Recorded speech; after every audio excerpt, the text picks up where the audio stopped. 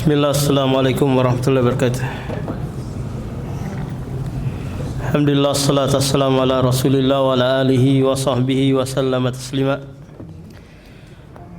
Kita kembali lagi membacakan hadis-hadis Rasulullah dari kitab Bulughul Maram, kitab yang disusun berdasarkan bab-bab fikih, kemudian didatangkan hadis-hadis untuk menguatkan bab yang ada. An Abi Hurairah radhiyallahu anhu qala qala Rasulullah ya nisa al muslimati la tahkiranna jaratun li jaratiha walau firsna syatin. Muttafaqun alaih. Rasulullah sallallahu alaihi wasallam bersabda, wahai wanita-wanita muslimah, janganlah kalian meremehkan pemberian tetangga, meskipun itu hanya ujung kaki kambing. Kalau kita istilahnya, apaan ini? Meskipun itu hal yang Anda mungkin anggap tidak berarti, maka berusahalah untuk menerima. Meskipun nanti istilahnya tidak dimanfaatin, tapi Rasulullah menganjurkan untuk untuk menerimanya sebagai bentuk idkhalus surur, memasukkan kebahagiaan kepada yang memberi. Ini nanti bisa berlaku umum. Apakah itu tetangga memberi kepada kita, ataukah orang lain mungkin yang menemui kita di jalan ngasih sesuatu. Yang biasa banyak terjadi ketika hari Jumat ya, Jumat berkah. Mereka mencari pahala dengan memberikan sesuatu. Apakah itu kotakan yang isinya kue atau kotakan yang isinya nasi. Kalau kita diberi, berusaha untuk menerima. Nah, kita juga kalau memiliki tetangga berusaha untuk memberi kepada tetangga, meskipun hanya sekedar sekedar kuah, nggak ada isinya. Karena tetangga memiliki hak yang kita harus tunaikan.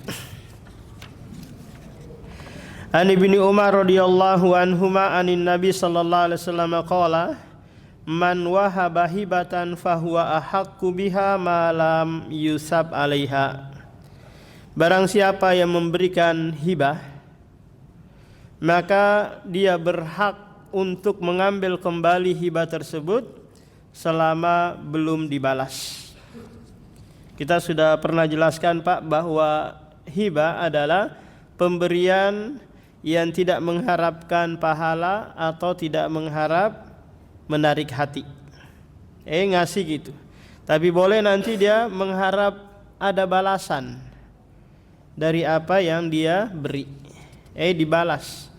Kalau dia ngantar gitu sepiring gitu ke tetangganya, memang dia niatan agar diisi balik piringnya itu, maka nanti tetangga yang menerima boleh dia nolak, maaf saya nggak bisa balas karena nggak punya apa-apa. Paham? Yang memberi pun boleh mengambil kembali. Kenapa Karena dia niatannya hibah. Kalau di niatannya sedekah, maka tidak boleh mengambil kembali pemberian yang sudah diberi.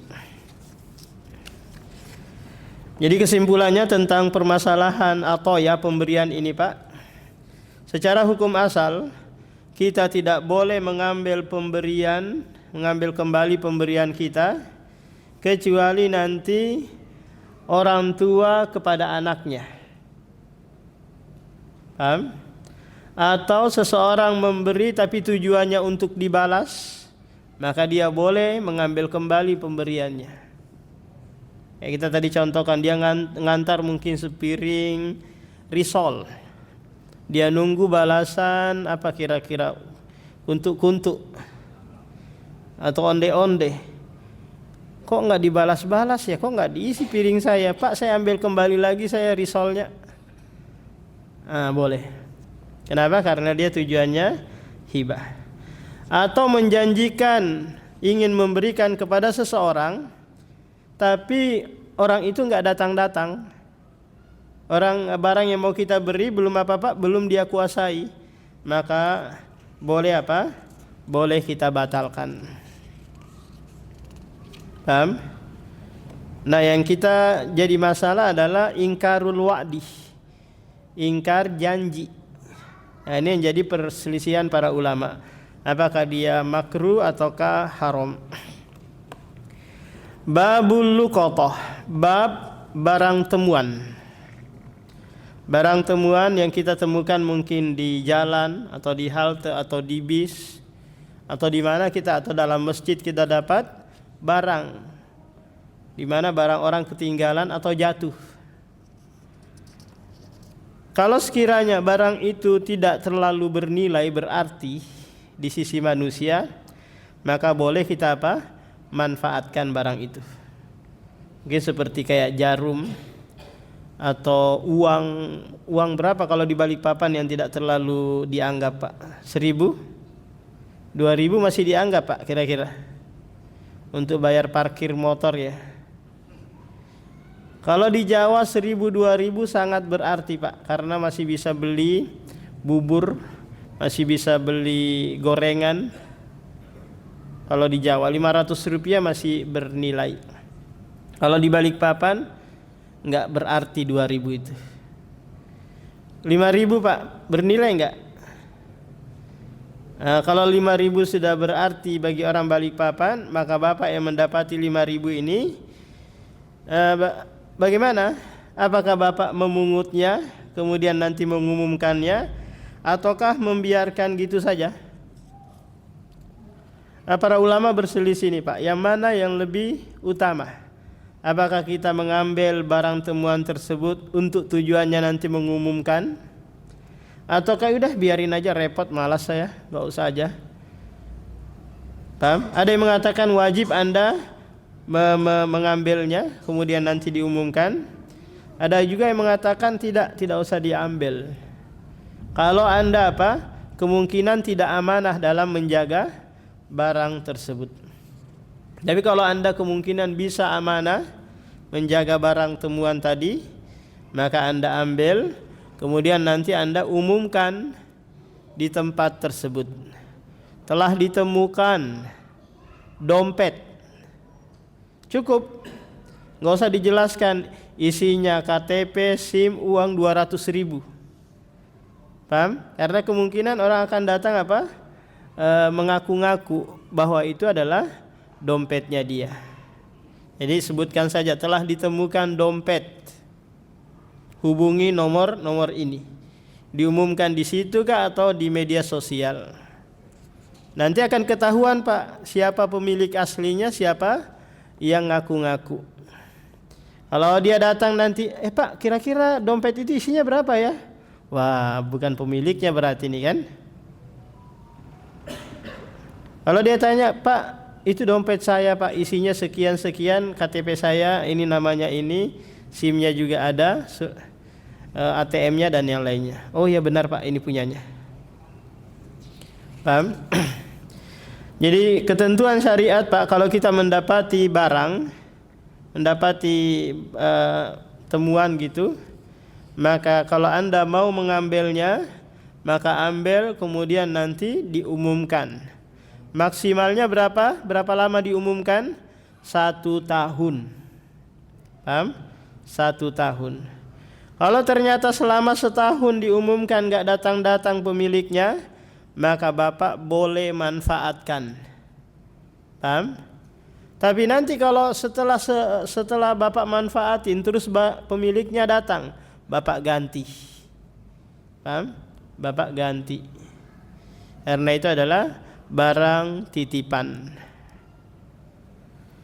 Nah, bagaimana kalau sekiranya yang ditemukan itu hewan, binatang?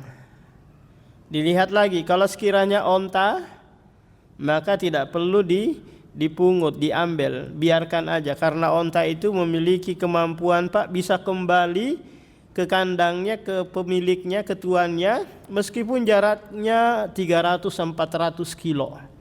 Dia punya apa? Kekuatan hafalan untuk pulang kembali ke kandangnya.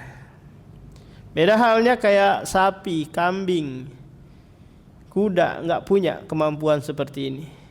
Maka nanti boleh kita ambil, kemudian kita umumkan telah ditemukan kambing, domba seekor di tempat ini. Nanti akan datang orangnya. Bagaimana nanti kalau sekiranya barang temuan itu kita dapati di Masjidil Haram? Maka jawabannya tinggal nanti dititipkan di Qismul Mafkudat. Jadi Bapak nanti kalau umroh atau haji gitu ya, dompetnya jatuh atau tas tas kecilnya itu jatuh, isinya paspor, KTP, macam-macam isinya di dalam. Maka Bapak cari di Qismul Mafkudat namanya. Ada tempat barang-barang hilang. Kalau di Masjidil Haram itu di belakangnya Marwah. Paham? Di belakangnya Marwah. Di sebelah kanan kalau kita mau ke Terminal Gozah. Nah, Bapak di sana cari barangnya. Kenapa saya tahu Pak? Karena saya pernah jatuh HP di pintu 84. Terus nyari sampai berjam-jam nunggunya ngantrian, ternyata enggak dapat barangnya. Jadi orang apa biasanya Pak? Nemukan barang di masjid gitu langsung ditaruh di sana. Jadi nggak perlu lagi kita mengumumkannya. Tapi banyak masyarakat yang ketika mendapati uang 50.000 atau 100.000, mereka nggak mau repot kan Pak ya, tinggal masukin aja ke kotak infak. Maka ini cara yang salah. Paham? Karena mungkin orang itu sangat membutuhkan. Dia butuh untuk belanja ini, belanja itu. Belum tentu dia mau uang itu disedekahkan kan? Bapak kalau nggak mau repot ya sudah, nggak usah dipungut, diambil. Biarkan aja yang lain nanti ia mengambilnya kemudian mengumumkannya. An Anas radhiyallahu anhu qala marra Nabi sallallahu alaihi wasallam bitamratin fit tariqi faqala laula anni akhafu an takuna minas shadaqa la akaltuha. Nabi sallallahu alaihi wasallam pernah melewati sebuah jalan, lantas mendapati sebiji korma di jalan tersebut. Lalu berkata, seandainya aku tidak takut hal ini adalah sedekah, pasti aku makan. Karena Rasulullah dan keluarganya tidak memakan sedekah, akhirnya apa? Dia tinggalkan. Ini pelajaran yang kita bisa petik dari hadis ini Pak.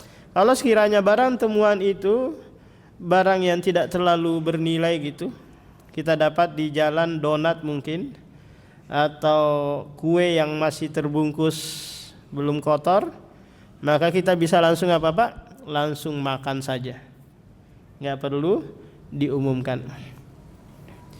Kalau satu kotak, bukan satu biji nih, satu kotak donat mungkin atau Amanda, gimana Pak? Diumumkan bisa basi, paham? Kira-kira kalau ada roti gembong atau apalah gitu yang sudah ada kotakan, kita temukan di jalan, lengkap dengan kompeknya, plastiknya, langsung dimanfaatin di tempat kah Pak? Tunggu aja dulu, barangkali nanti ada yang nyusul nyari. Karena itu apa? Berarti baginya. Mungkin disuruh istrinya beli kue, sampai di rumah sadar, oh jatuh. Akhirnya apa? Dia nyusul lagi. Kalau Bapak langsung manfaatkan, maka ketika orangnya datang, Bapak harus apa? Ganti. Kalau satu biji, dua biji nggak terlalu apa Pak? enggak terlalu berarti. An Zaid bin Khalid al-Juhani qala jaa rajulun ilan nabi fasa'alahu anil luqatah. Ada seorang Arab Badui datang menjumpai Nabi lalu bertanya tentang barang temuan. Faqala i'rifha ifasaha wa wika'aha. Kata Rasulullah, umumkanlah tempat barang temuan tersebut. Kalau uang berarti dompet, kalau apa gitu yang diumumkan hanya tempatnya saja, tempat penyimpanan barang temuan itu. Kalau laptop mungkin tasnya diumumkan, telah ditemukan tas. Paham? Nggak usah diumumkan isinya karena bahaya. Summa arif hasanah, kemudian umumkan maksimal sampai setahun. Fa in jaa sahibuha wa illa fasha biha. Jika datang pemiliknya, maka berikan kepada pemiliknya. Kalau tidak ada, sampai 1 tahun sudah diumumkan gak datang-datang, fasya'nuka biha, maka itu urusanmu, milikmu. Qala fadolatul ghanam, bagaimana dengan barang temuan berupa kambing? Qala hiya laka aw li akhika aw li dhibi, itu milikmu atau milik saudaramu atau milik serigala. Mbak tahu milik serigala? Serigala juga bisa memangsanya sehingga menjadi milik serigala atau milik saudara yang lain yang mendapatinya. Faqala fadolatul ibil, gimana kalau onta? Qala malaka walaha, enggak usah kamu urusin kalau onta. Ma'aha siqauha wa hidauha, dia memiliki bekal persiapan air di dalam dirinya, enggak kehausan, dan dia punya kemampuan untuk apa Pak? Melakukan perjalanan hingga apa? Hingga menjumpai tuannya. Ini keistimewaan onta. Dia dikenal dengan apa Pak? Safinatu as-sahra atau safinatul bar. Dia bisa apa? Melalang buana ke sana kemari, nanti ujung-ujungnya masuk kandang lagi. Wa anhu qala qala Rasulullah man awa dhalatan fahuwa dhalun ma lam yu'arrifha. Siapa yang mendapati barang temuan berupa hewan binatang, maka orang itu tersesat, melakukan kesalahan kalau dia tidak apa-apa mengumumkannya. Karena akan pasti dicari apa Pak? Dicari oleh pemiliknya. Terlebih lagi kalau kayak sapi gitu, pasti orangnya nyari Pak. Sapi harganya puluhan juta kan? Gak mungkin bilang udah biarin aja, saya malas ngurusin sapi. Kalau ayam kira-kira Pak masih dicari nggak oleh pemiliknya? Ayam saya hilang. Yang mana yang lebih dicari oleh orang Pak, ayam atau HP? HP-nya kan? Bisa-bisa nggak tidur dia kalau apa? Kalau dia kehilangan HP. Kalau istrinya hilang, dicari nggak Pak? Cari yang lain lagi kan? An Iyad bin Himarin qala qala Rasulullah man wajadul qatan falyushhid zawai adlin wal yahfaz ifasaha wa wika'a summa la yaktumu wala yughayyibu fa in ja'a rabbuha fahuwa ahaqqu biha. Ini aturan yang diberlakukan oleh Rasulullah bagi mereka yang mendapati barang temuan. Pertama, hendaknya dia mempersaksikan 2 orang yang adil. Kenapa Pak? Karena manusia itu terkadang tidak amanah, bisa tergoda. Wah, ada kesempatan nih, rezeki ini. Rezeki nomplok katanya ya. Akhirnya dia manfaatin. Maka dia datangkan 2 orang saksi. Ini hukumnya sunnah. Wal yahfad, hendaknya dia menjaga. dan dia tidak boleh menyembunyikan dan menghilangkan jejaknya. Kalau dia dapat dompet biasanya Bapak langsung dia ambil isinya, dompetnya dia buang kemana gitu, KTP-nya, SIM-nya dia buang semua atau dia bakar. Ini tercelah. Ini apa Pak? Sama aja dia mencuri. Dia tidak punya hak terhadap barang temuan tersebut.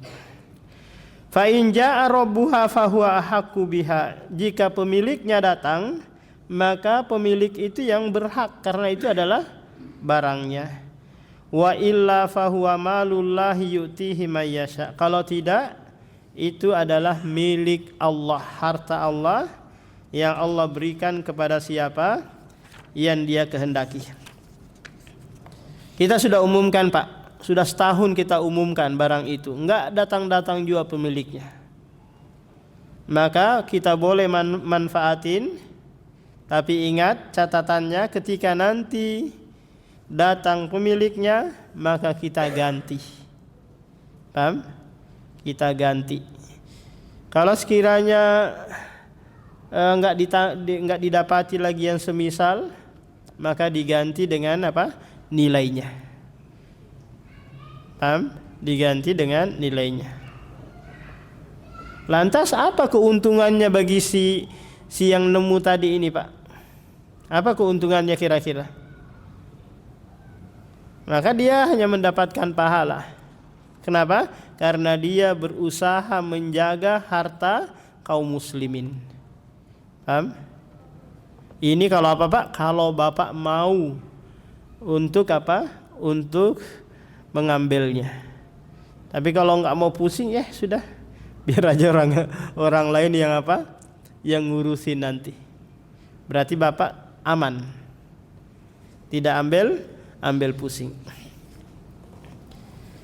Jadi ingat Pak ketentuannya tadi, kalau Bapak mendapati barang temuan di jalan atau di mana gitu, maka lihat kalau sekiranya Bapak adalah termasuk orang yang amanah, maka silakan. Tapi kalau sekiranya Bapak termasuk orang yang tidak amanah, kemungkinan akan dimanfaatin, maka enggak usah diambil. Karena akan menjadi apa? Beban.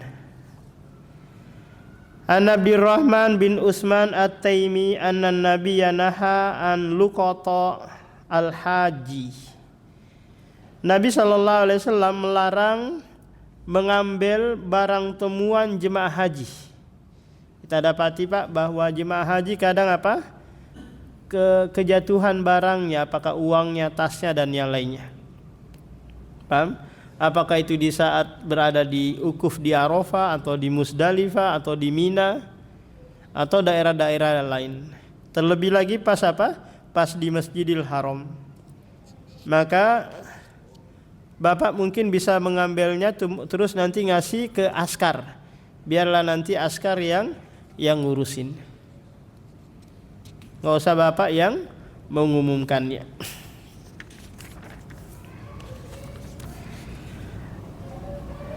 Anil Miqdad ibni Ma'di al-Kariba qala Rasulullah ala la yahillu dzunabin minas sibai walal himarul ahli walal luqatatu min mali muahadin illa ayyastagniya anha.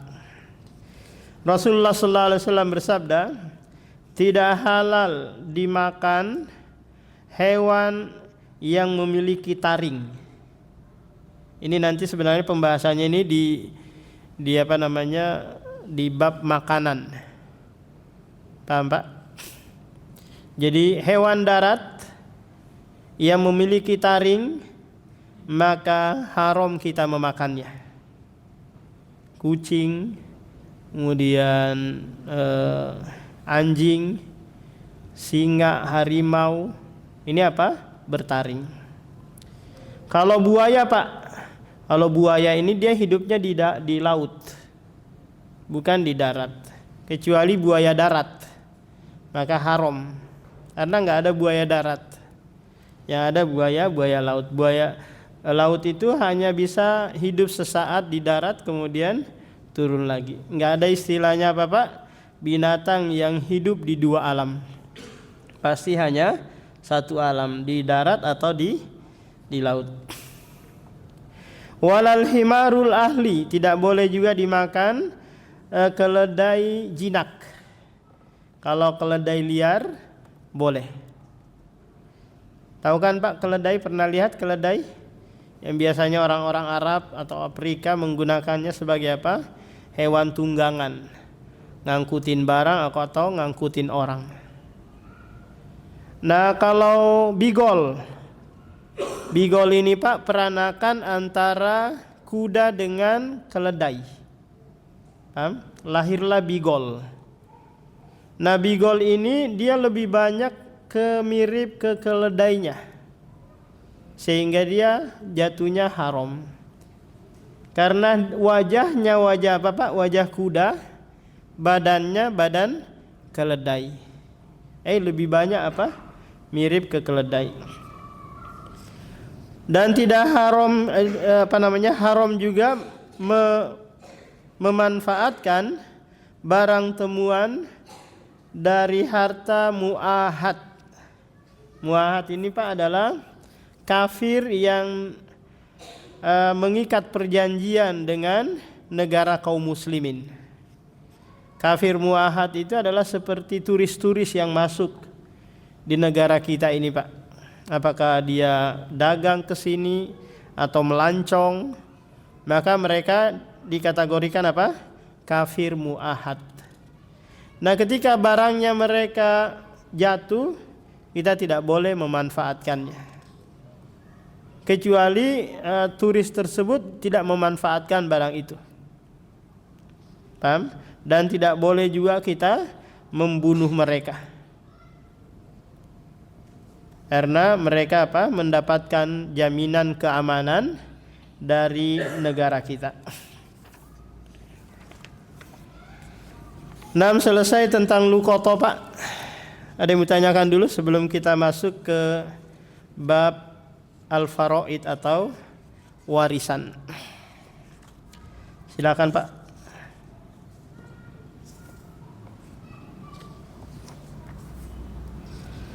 Sering kita dapati Pak di masjid-masjid itu ada ada kotak barang temuan ya, yang biasanya didapati di masjid ya. Apakah itu topi, peci, jam? Siapa yang nanti merasa kehilangan langsung ngambil sendiri. Ini kurang tepat sebenarnya Pak. Kenapa?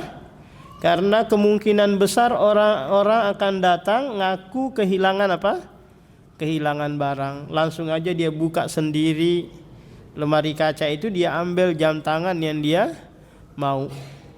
Paham? Ini membuka kesempatan untuk orang berbuat jahat. Kalau mau ya silahkan nanti ditempel di papan pengumuman telah ditemukan jam tangan. Udah gitu aja. Nanti DKM-nya simpan dulu.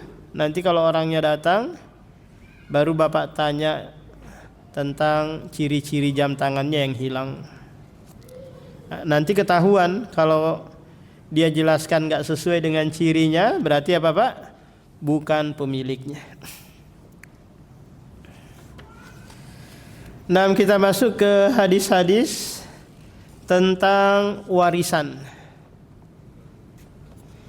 Meskipun Allah Subhanahu wa taala menjelaskan secara terperinci di surah An-Nisa ayat 11 hingga ayat 12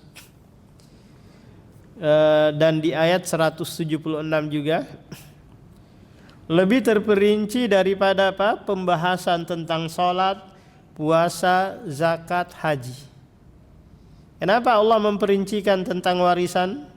Karena banyak sekali orang-orang yang berbuat zalim dalam hal warisan ini Pak. Kayak di Sulawesi, sistem bagi rata. Pokoknya anak-anak, laki-laki, perempuan semuanya sama bagiannya. Ini adalah kezaliman. Di Bali sana, paham? Anak perempuan gak dapat, yang dapat anak laki-laki saja. Di Sumatera Barat sana, yang dapat hanya anak perempuan, anak laki-laki gak dapat. Kenapa Pak? karena pada merantau, sudah punya apa? Penghasilan sendiri, pekerjaan. Tapi Islam datang membagi secara adil. Laki-laki dapat 2 bagian, perempuan dapat 1 bagian. Kenapa? Karena laki-laki menanggung, perempuan ditanggung. Laki-laki nanti menanggung ibunya, menanggung saudari perempuannya. Sementara perempuan ditanggung. Paham Pak? Belum lagi kalau dia nikah, ditanggung oleh suami barunya. Kalau dia belum menikah nanti ditanggung sama anak laki-lakinya.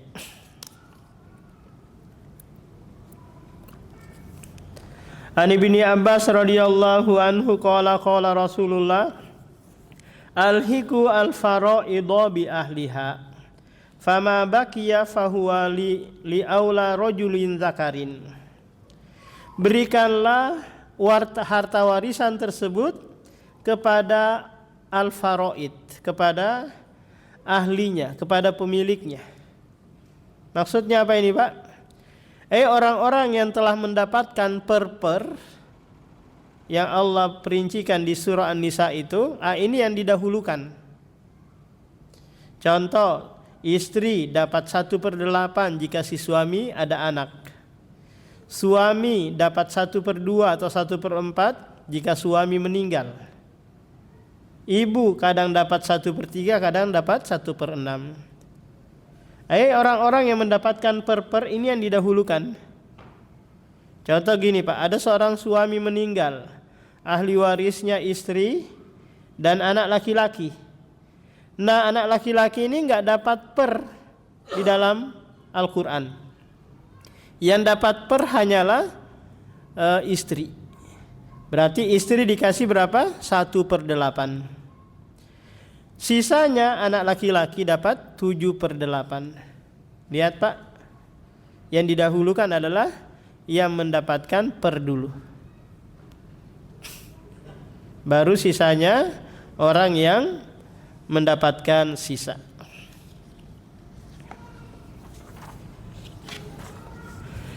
An Usamah bin Zaid anna Nabiy sallallahu alaihi wasallam qala la yarisul muslimul kafir wa la yarisul kafirul muslima. Kata Rasulullah, orang muslim tidak mewarisi harta orang kafir tidak mewarisi harta orang muslim. Ini salah satu penghalang warisan, yaitu apa Pak? Ikhtilafuddin, beda agama. Contoh, bapaknya muslim, anaknya kafir. Maka ketika si bapak ini meninggal dunia, hartanya tidak diwarisi kepada anak. Kenapa? Karena anaknya beda agama. Atau sebaliknya Pak, bapaknya Kristen, anak muslim. Paham? Maka anak yang muslim ini tidak mewarisi harta dari bapaknya. Kenapa? Karena beda agama. Maka anak yang muslim seperti ini harus menggunakan siasat gitu ya. Wah, kalau bapak saya mati nggak dapat warisan nih, udah minta aja, Pak kasih dong. Sebelum kamu mati, apa yang saya mau dikasih ke saya? Terus bapaknya paham juga tentang warisan, nanti aja nak. Paham? Nanti aja. Nah, atau sekarang kasus di mana ada seorang suami muslim, istrinya orang Kristen, maka istri tidak mewarisi harta suaminya. Paham Pak? Atau kita balik sekarang, istrinya muslimah, suaminya Kristen, boleh nggak kira-kira Pak? Nggak boleh kan? Dilarang. Paham? Tapi ada aja kita dapati di balik papan nih Pak, istrinya orang Islam, suaminya non Islam, maka tidak saling mewarisi. Rasulullah muslim, bapaknya dan ibunya orang musyrik, maka tidak saling mewarisi. An Ibni Mas'ud radhiyallahu anhu qala fi bintin wa binti ibni wa ukhtin faqadan nabiyyu li bintin nisfu wa li ibnatil ibni sudus takmilata sulusaini wa ma baqiya falil ukhti. Ada seorang meninggal dunia, Pak. Ahli warisnya satu anak perempuan, satu cucu perempuan dari anak laki-laki, dan satu saudari perempuan. Paham? Kita ulangi, ahli warisnya Bapak, satu anak perempuan, satu cucu perempuan dari anak laki-laki, dan satu saudari perempuan. Maka Rasulullah memutuskan anak perempuan dapat setengah dan cucu perempuan dari anak laki-laki dapat 1/6, takmilata sulusain, menyempurnakan 2/3, dan sisanya untuk saudara. 6. 1/2 dengan dan 1/6, Pak. Berapa KPK-nya? 1/2 dan 1/6. KPK-nya berapa? Kelipatan persekutuan terkecil 6 ya? 6. 6 dibagi 2 berapa? 3. Jatah buat anak perempuan. 6 bagi 6 1. Buat siapa? Cucu perempuan dari anak laki-laki. Kemudian 3 tambah 1 berapa? 4. 6 kurang 4 sama dengan 2. 2 buat siapa? Saudari perempuan. Jadi cucu perempuan ini dapat 1/6 kalau anak perempuannya 1 orang. Paham, Pak? Karena dia menyempurnakan 2/3. Kalau anak perempuannya sudah 2, dapat 2/3, maka nanti cucu perempuan gak dapat. Paham? 1/2 tambah 1/6 sama dengan 2/3. Kok bisa ini? 1/6 tambah 1/2 jadinya 2/3. Nah, Hironggo gimana ini? Disamakan dulu pembilangnya ya. 1/2 itu sama dengan 3/6 kan? Nah, jadi kita samakan pembilangnya. 1/6 tambah 3/6 sama dengan 4/6. 4/6 kita kecilkan jadinya berapa?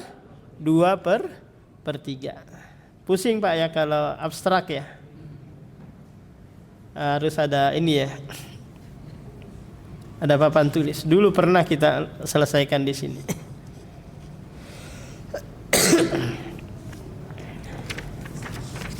Nah, ini ketentuan dari apa, Pak? Dari Rasulullah.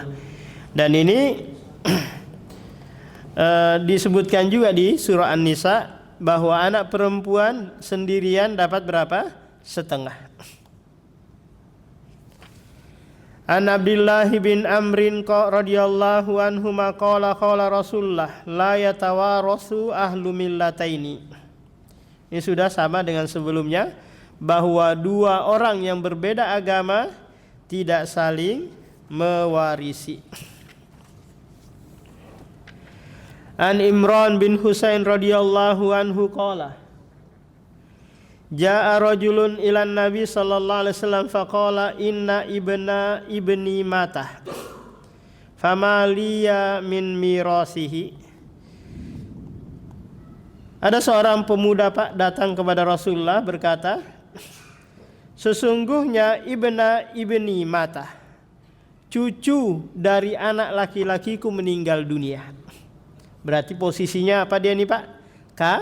Kakek. Berapa bagianku dari warisan cucuku tadi? Lantas kata Rasulullah, lakas sudus, bagimu 1/6. Ini ketentuan dari Rasulullah bahwa kakek atau nenek nanti dapat 1/6 dari cucunya. Dari apa? Dari harta cucunya yang meninggal dunia. Paham, Pak? Tapi dengan catatan cucunya itu dihubungkan oleh anak laki-laki. bukan anak perempuan. Kalau nanti cucu ini dari anak perempuan, maka si kakek tidak dapat warisan. Paham? Contoh kayak Pak Bahtiar punya anak perempuan, nanti lahir anak dari anak perempuannya, paham? Cucunya kaya raya, melebihi kekayaan Pak Prabowo. Meninggal dunia, Pak Bahtiar selamat tinggal. Kenapa? Karena cucu dari anak perempuan. Cucu dari anak laki-laki lah nanti yang mewariskan harta untuk kakeknya.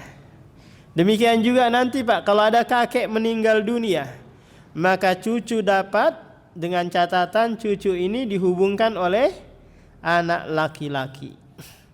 Kalau anak perempuan, maka tidak. Karena anak perempuan itu Pak pemutus warisan sekaligus pemutus nasab.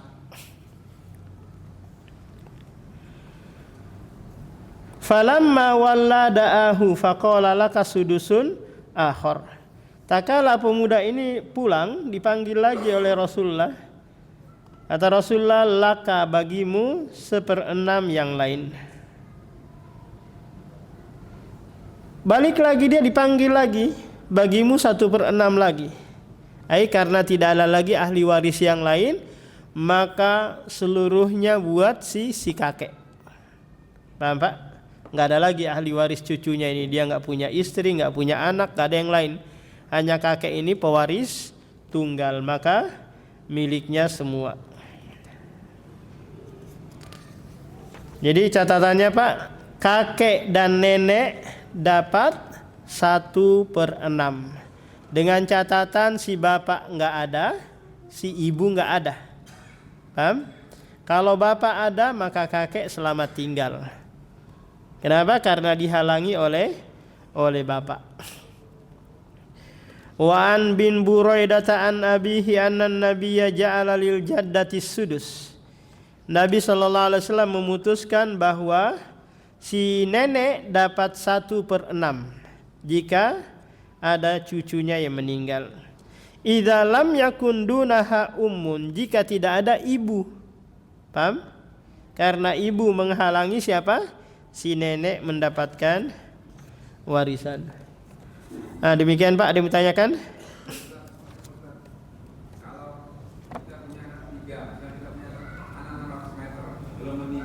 Anak apa? Anak tiga.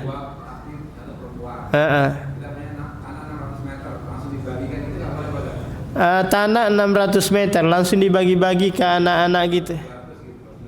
600 bagi 3, 200. Nggak ada masalah, dibagi aja. Tapi ingat bapak nggak punya lagi apa-apa kan?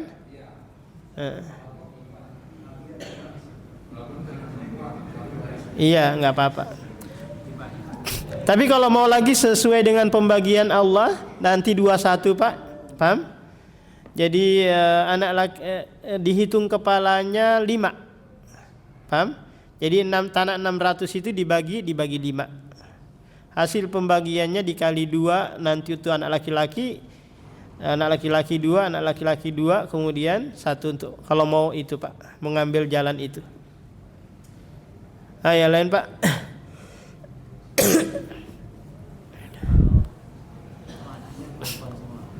Kalau anaknya perempuan semua, terus meninggal ayah atau ibunya, dilihat lagi nih Pak, ada nggak pamannya kah, sepupu 1 kalinya kah, atau sepupu 10 kalinya kah dari kalangan laki-laki. Maka nanti anak perempuan ini dapat 2/3. Sisanya 1/3-nya buat laki-laki yang ada. Laki-laki ini dari keluarganya si mayit tadi. Contoh bapak meninggal dunia kan, anaknya perempuan aja 3 orang gitu, dapat 2/3. Kemudian dilihat nih, bapak ini punya saudara nggak, ponakan nggak, paman nggak, sepupu 1 kali ada nggak? Dilihat. Iya, di saudaranya berapa gitu nanti dikasih 1/3 ini. Kalau ternyata nggak ada lagi, maka ya sudah dikasih semua ke putri, dihitung berapa jumlah kepalanya. Demikian Pak. Subhanakallahumma wa bihamdika.